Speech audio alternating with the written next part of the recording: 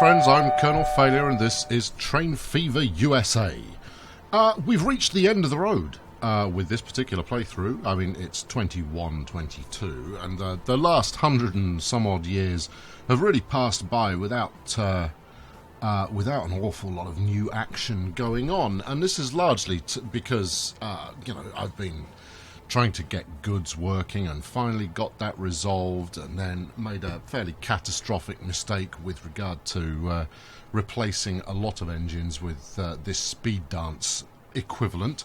And it turns out that actually using a speed dance over shorter routes just isn't sensible at all. So we're following it on the one route that it does still do right now, which is Bishop's Waltham to Maryport, in the hope that, maybe it will make some money. It's coming in for, I'm not entirely sure which time it's, how many times it's been running already, but it's coming in now with 34 passengers on board, and that's not brilliant, is it? It's a problematic line because it reverses on itself. It would be better if it was running on the other side, because it's going to go head-to-head with the next train coming in a moment. None of these things are great. Anyway, as I said, we have reached kind of the end of this playthrough. So today I'm going to set up another line. It's been suggested that I set a diagonal line running across the entire length of the map, which sounds like fun to me. I've certainly got the money to do it, and at the same time, I thought I'd probably review, now that I've played a heck of a lot of it, the American DLC. Let's watch this speedy fella leave. Actually, it's not that speedy. Considering that this is by and large the replacement for the Metroliner. Now, the Metroliner tops out at 201 kilometers an hour. This tops out at 240. Now, that's not an enormous difference, and certainly not enough to outweigh the additional expense that is incurred in running one of these things. And that's, I think, probably the most the easiest way to kind of sum up the DLC is the numbers don't work. They're not calibrated. They're not worked out particularly effectively to actually give you bang for buck for new stuff that you're buying. The road stuff is okay, but again, the road stuff is ill-conceived rather than anything else. And I'll explain more about that in a moment. First, I'm just going to plot out which route we're going to go for. Worksop I quite like the look of. So, I mean, we could go Worksop. Don't mean that's an awful lot of data flowing there. Worksop to Skelton. Potentially means piggybacking the Deal line. I'll stuff it. We'll just make a brand new line. Okay, right. We're going that way. Alright, so we want in and out of Worksop. I think we come out on this line here. So we need to make a couple of minor adjustments to this. Give me everything we need here. So if we give it some of that. Yeah, that should do the trick. Alright, so we want it to come in the side so that it's on the right side of the track, so it's not holding anybody up. Which should be fine. We do want some signals on there, though, to stop anybody else getting held in the wake of the train as it comes in. Good. Right, excuse me. And then we'll stick one more here as well. That'll do it. Right, smashing. Right, on with the show. Which way am I going? Not that way. You're going out here. Alright, okay, so we're going to peel off at the corner. Surveying tools, that's what I'd like. I'd like surveying tools, please. Once we get over the road? I reckon once we get over the road should be alright. Alright, let's keep the speed up.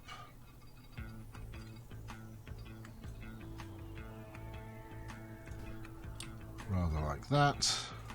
Stick some signals on. Stick a clear signal here, and once again, I'm not going to bother turning this into a full two-way route. I'll just run this one way, just for the sake of example. Okay, so the US DLC. What do I like? I like this this kind of brown landscape. Don't ask me why. I think I just guess I like things a little bit more, bleak and downtrodden.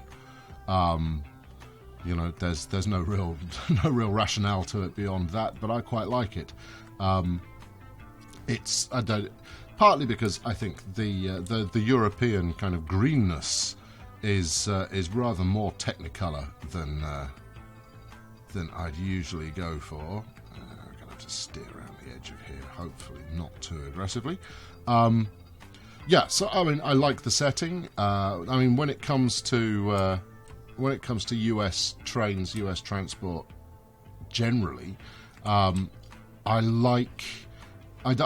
don't have any particular feelings one way or other about passenger services. I think the European steam stuff is more aesthetically pleasing, but equally, I think that I've always had a soft spot for US kind of heavy industry transport. So US diesel cargo haulers. Trains wise, they are big, meaty, proper growling and annoyed kind of engines, and I've always kind of liked those because they don't mess around.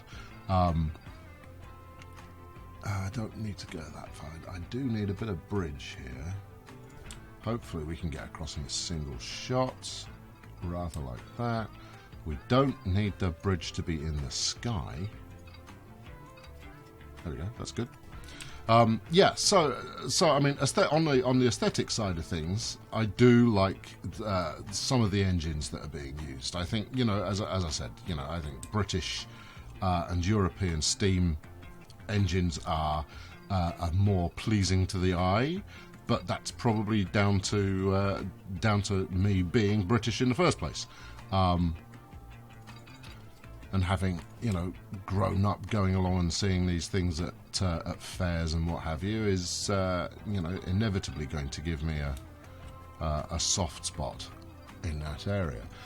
Equally, trucks, I love US trucks. The Peterbilt is awesome.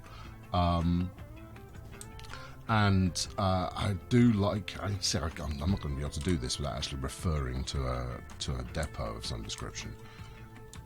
So let's find a depot of some description so I can refer to it. Some of the US trucks are just great to look at. Hold on, there's one in particular, which is why I'm going looking.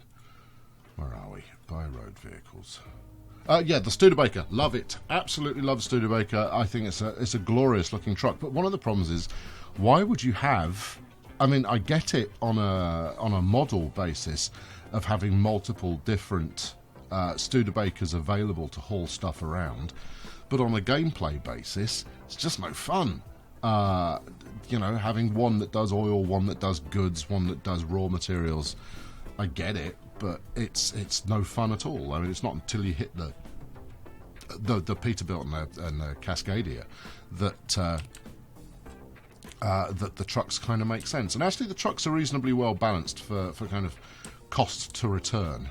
But they're on their own on that. I mean, there's a couple of incidences in the playthrough that I've just completed, or I'm in the process of completing, where I ran out of money, not because I'd necessarily done anything wrong, but because I was using a train whose costs were extreme. When I put Hiawatha's into service and I ran out of money in no time flat. That shouldn't have happened. That it shouldn't happen when you're coming reasonably close to running a full service at any rate. And so that's a little bit disappointing. That the numbers haven't been better calculated to kind of take into account how people will play for things. Again, that could be me. It could just be me playing badly. I mean, hell, it wouldn't be the first time. But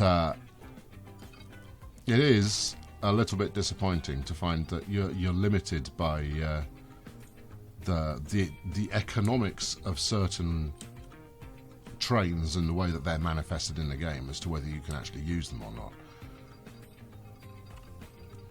Does it affect the thing overall? It just makes me less likely to want to put Flaming Heck. That's a bit of a bridge and a half, isn't it? Let's go as far as there. Normally, I would never allow this kind of structure to exist, but we're on a last episode mission. Yeah, get as far as there, and then we want to zip across over that. Honestly, I have never had a bridging sequence that has been quite as painless as this one is proving to be. See, I mean, we're about to go over those two there, and if we can go over there painlessly, you know, that's going to be rather pleasing. We're going to need a little bit more elevation here, I think. Look, I want to get... Oh, all right, it's just going to let me do it. No, it's not quite going to let me do it. All right, where are you colliding? You're colliding there because it's not quite high enough. Oh, I don't want to go any higher than that because that looks terrific. Shame. All right, back it up, back it up, back it up, back it up. Yeah, so you know, is the US DLC a worthy addition to the game? Absolutely. Yes, and it makes for some nice variety. Some of the models are phenomenal to you know, watch in motion. You need it that height there. Would I play a pure US DLC playthrough again? Probably not. But in the playthrough I've got coming up next, you can certainly expect to see some US influences in there. Steady on. Look, you're bending your track all over the place, man. That'll do it. Can we get down to ground level again? No, you've got another piece of track to get over the top of. Yeah, I think it's too imbalanced to be consistently enjoyable to use. But that doesn't mean that I haven't enjoyed using it. It just means that, you know, it's not quite there. And certainly you can get through it using just the stuff that is balanced. That's no problem at all. As long as you spot it, as long as you spot it early. It's like the speed dance. It's, you know, the speed dance, you think, yeah, okay, it can carry extra passengers, and no, we on a beeline for Clay Cross, that's never going to work. We're going to have to come around the outside like this or something. Okay, right, well, we can make that work. Yeah, I mean, the use of a speed dance later on, it would also almost seem a no-brainer to employ these things. You know, they go faster, they carry more people. You think, like, fantastic, this is the future, the way forward. And then when you actually plug the thing in, you find out that it's costing you, you know, 2.5 times the maintenance in order to get the thing running. And as such, all of your previously profitable lines are hosed. I blew through, admittedly while you weren't watching, but I blew through, you know, 150 million I had in the bank, and it evaporated in, you know, in the space of what, 10 years, maybe less than that. So yeah, I do think that there's a we're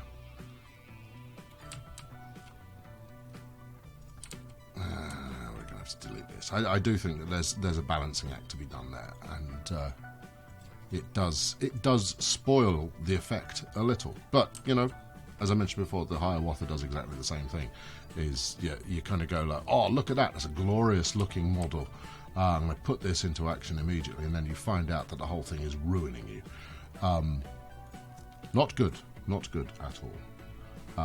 And yeah, it might just be me. Maybe, you know, maybe I'm playing like a Muppet.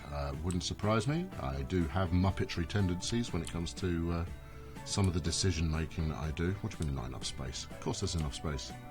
Maybe there isn't enough space. Let's delete that. Just really hoping this will go underneath. Get as far as that, and then down you go. And you go. That's it.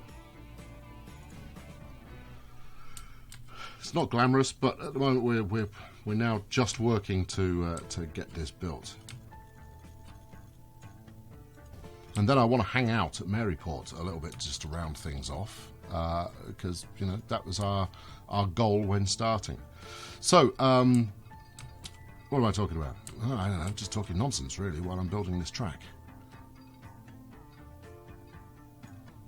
Track building when you've got a stack of cash is a hell of a lot more painless than when you're broke. Go across here. That's good. We might need another.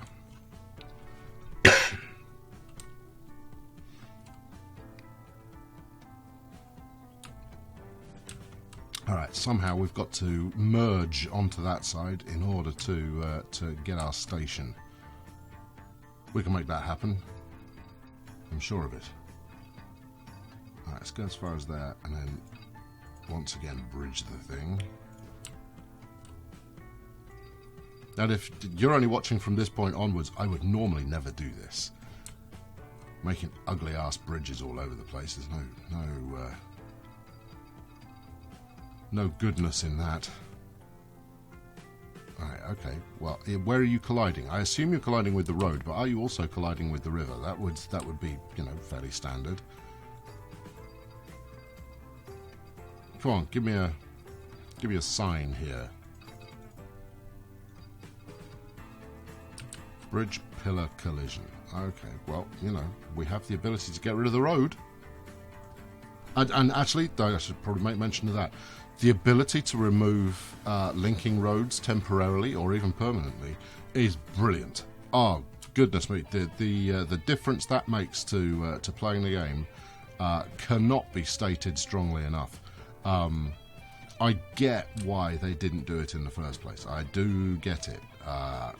The constraint that puts on you, I understand that, but honestly, when it comes to just being able to build how you want to build, to actually, you know, put connections together properly and not have to completely mangle the landscape in order to get something built, that's just made a world of difference. I'm sure that you know if you're playing, if you're still playing Train Fever, that you've probably discovered the same thing, that being able to just get rid of track that's in the damn way is a godsend. Right, I want to keep the speed up if at all possible, and still leave enough room for some points. Okay, we'll bleed off a little bit of speed here.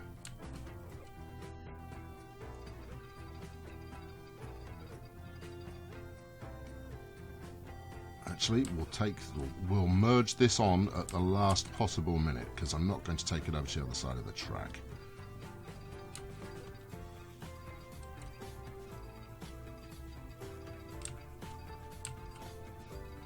Keep coming. There we go. And then one more should do it. There. Okay, let's get some signals on this thing.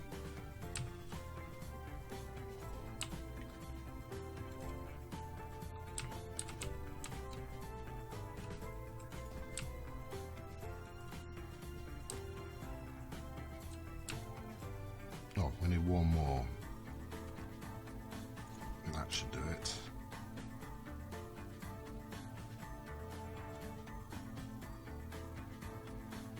We're going to want an approach here. No, that's fine. Okay, good. Right, so that's our track built. It's got some fairly erratic moves going on there, but erratic moves are erratic moves. Railroad, new line. Here we go. Okay, Skelton is not, the biggest and most glamorous station on my network, but who knows? Maybe this will do the business. Okay, let's call this last episode. Piss. And then I'm going to need to build a depot just to get this built. I hope you're happy. Depot. No, that's a train station, you fool.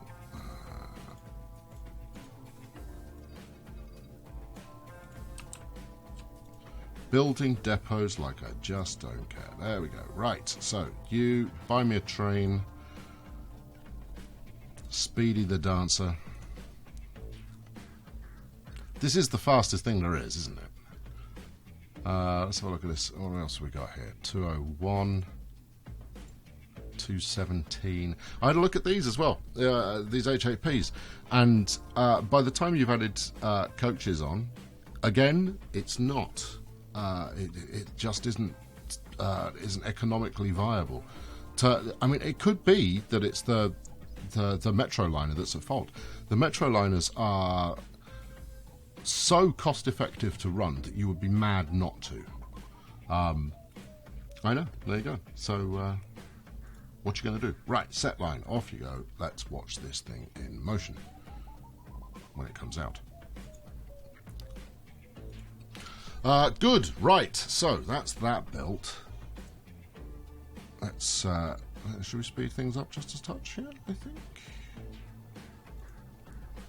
It's not like we're waiting for any particular time of year. And actually, this is going to be quite good for giving us a general tour of the heartland of the map, since it cuts quite right across the middle, even though it does so on some fairly ugly bridges. Yeah, well, ugly bridges. All bridges are ugly unless you plan them out well. Bridge planning, not my forte. Alright, in we jolly well come. Okay, I mean, if we land one passenger here, I'll be surprised. You know, any more than a big fat zero. Anybody? No, not interested.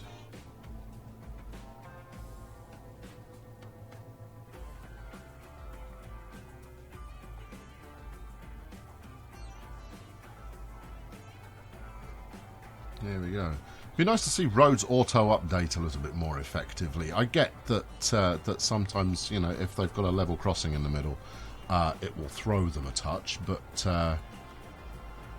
it's still a little bit disconcerting. Here we are in the 22nd century, and people are still driving on dirt roads. That's not ideal, really, is it? Okay, now the top speed reportedly 240. Let's see if we get anywhere close to that. I think the one we set up last time around hits about 220 something. In fact, here we go. It looks like it's hitting its top speed curve at the moment. Oh, that's not bad, is it? 228, 229 out of 240. That's pretty respectable. Right. Meanwhile, let's see. We've certainly laid enough track for this thing to get up top speed. It's a question of whether the changes in elevation, like look at that, what a terrible piece of engineering, is going to interfere with its ability to reach that top speed. There's 230. Oh, I don't know what's wrong with my coughing this morning. So here's the thing, right? So if we actually manage to get 102 passengers on board, because it looks like we're definitely going to hit 240 or thereabouts. This train should be as profitable as everything, as anything you can possibly imagine. It should be, you know, one of the most profitable Look at this, it's just so ugly. It should be ridiculously profitable, but I don't think it's going to be, because these things cost so much to run. Now, I mean, if I understand the calculation on profit in this game correctly, then, you know, what we should be looking at here is the longer the route, so the greater the distance between your two stations, the more profit you can potentially make. And doing so at the fastest possible speed should influence that in a positive fashion. It really is a very long way. These large maps are quite something. There you go, taking our 0 passenger. I don't know why I'm bothering to wait until it gets there and going like, oh, I wonder if we're going to make any profit. It's not going to make any profit because there are no passengers on board. I mean, you're waiting for a free path. I put signals up and everything.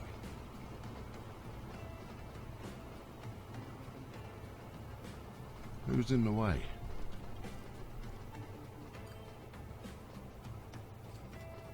We got some cheeky metro liner up ahead. Oh, we have got a cheeky metro liner up ahead. All right. Now, I can't put signals any further forward than this, regrettably. Although, what I could do, or what I should do, is put some signals on this side as a clear. In fact, I've got some, haven't I? I'm pretty sure I recall having signalled up this side of the station. Yeah, there we go. There's the clear there. And I do like the fact that actually, as the game has got further on, the in-town developments that have taken place. I mean, like, look, this kind of cliff-top stuff. That's fabulous. That's exactly what I want to be seeing. Okay, so we've arrived. Obviously, this is a profit-free run, and nobody wants to go to Worksop. I can't really blame them. Okay, right. Let's go to Maryport just to finish ourselves off, and we'll have a look at some stats and some trains and some of this and some of that, and you've gone past it, you fool. So the original mission for this game was to build a double kind of super hub station at Maryport, and it's worked. It's not without its problems, not least of all being able to get trains through, being able to make trains go through on a loop. And honestly, I think that's possibly my biggest learning from this, is that loop services might not be the best way to play the game. I think shuttle to and from in between stations is way more effective, because by doing so, what you'll find with a looped service is people will get on at one station and then not get off at the next one. They will want to be going further up the line, and that's as it should be. But the upshot for you as an honest, hard-working railroad tycoon, that's a great name for a game, is that you're carrying people who haven't paid you money for the last leg. Don't get me wrong; it adds up when they finally arrive, but it does mean that you run a little short on cash on a regular basis. It's a hard system to set up. The perfect system would be, let's say you've got 3 stations, A, B and C, is that you do an A to B service and a B to C service. It means that people have to get on at A if they want to go to C, get off at B where they pay you money, and then get back on, and then get off at C where they pay you more money.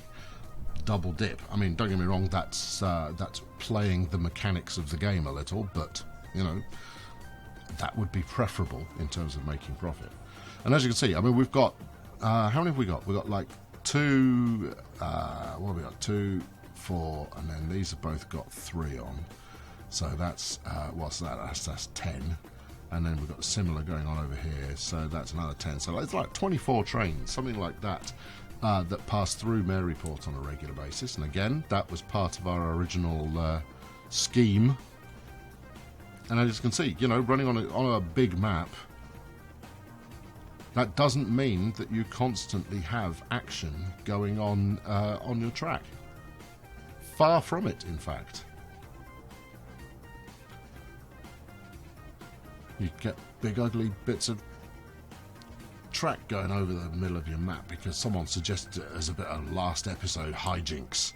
Okay, right, so my favourite bit of track. Oh yes, I have a favourite bit of track. I know, call me sad if you wish. I don't mind. Possibly this section right here. The way we've got 4 tracks that come from both sides of the station coming out of this tunnel through a nice bit of forestry and then into another one again. Love that bit. Equally, like all of this track switching before splitting off to the side, that's fabulous. It would just be nice if I'd actually got the demand up to the extent that I could be running enough trains for all these to be, busy constantly. But not to be. Okay, you're waiting for a free path. Typical waiting at both ends. No, you're not. You're there. You're arriving. Oh no, you're waiting to leave again. And no one wants to use the train. Well, this was a grand idea to get rid of all my cash in the last episode, wasn't it? It's going to have to work harder than that because everything is making me money. Okay, the Claycross services still not making me cash, but my goods are bringing in the readies, and the Holsworthy line is bringing in cash. Overall, my train services, sure, are doing a grand job. Equally, truck services are also doing a pretty solid job. Buses need to work more on that in the future, need to actually make sure they hit the different zones, the different usage areas in each town. That's fine, that's room for improvement. I can live with room for improvement. We look at our financial sheet overall, we're up to, bringing in 60 to 70 million a year now. That's pretty respectable stuff, and my running costs are negligible. I think I actually hit this level of running cost when I replaced all my train services with speed dances, and you can see that that's just not going to work unless you're bringing in a hell of a lot of cash. So yeah, on a weak year here. So the year that I built a track from one side of the map to the other, I still made £1 million profit. I think we've got that under control. Let's have a quick look at towns. Never quite took off. Maybe later on Loftus and Wallingford kind of caught up a little bit. Maryport obviously was going to do well. And I think in my next run through, what I'm going to target is having a minimum of 3 towns with 1,000 population and one that breaks 1,500. I know it's possible.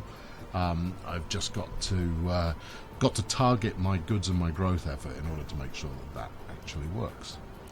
Anyway, as we follow this... No, I'm not going to follow this. It's not got any passengers on board. We're going to follow this one. It has got passengers.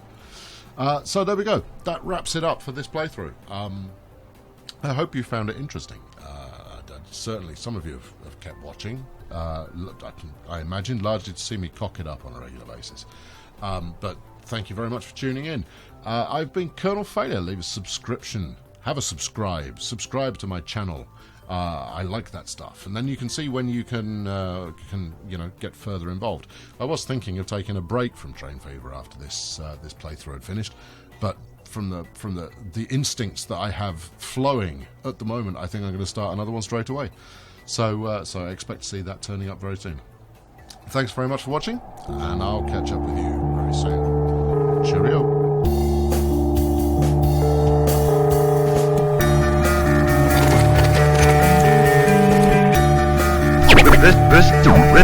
Listen.